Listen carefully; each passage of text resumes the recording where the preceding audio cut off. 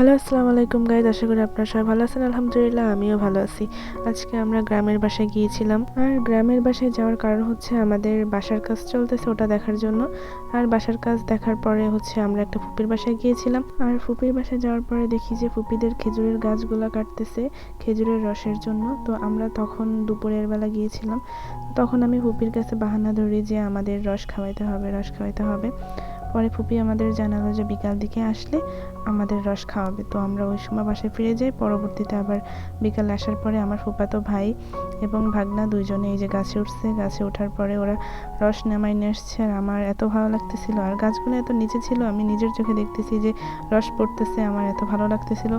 পরে বেশি রস হয় নাই, কারণ যেহেতু আমরা একটার দিকে গিয়েছিলাম আর একটার সময় হচ্ছে গাছের ঠিলাগুলো পাততেছিল আর কি। তো ওই সময় থেকে বিকেল পর্যন্ত বেশি সময় হয় নাই, তাই অনেক রস না হইলেও হয়েছে, আমাদের হয়ে গেছে সবার ভাগযোগ করে।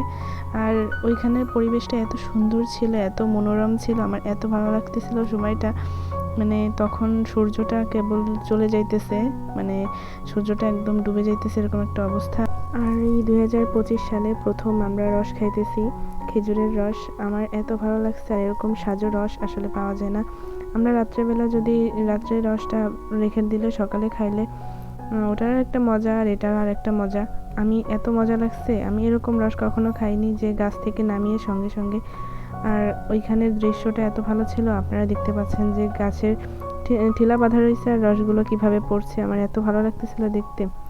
পরে আমরা সব রসগোলা নিয়ে চলে আসছি গুছায়া। অনেকগুলা গাছ থেকে নামানো হয়েছে, 3-4টা গাছ থেকে।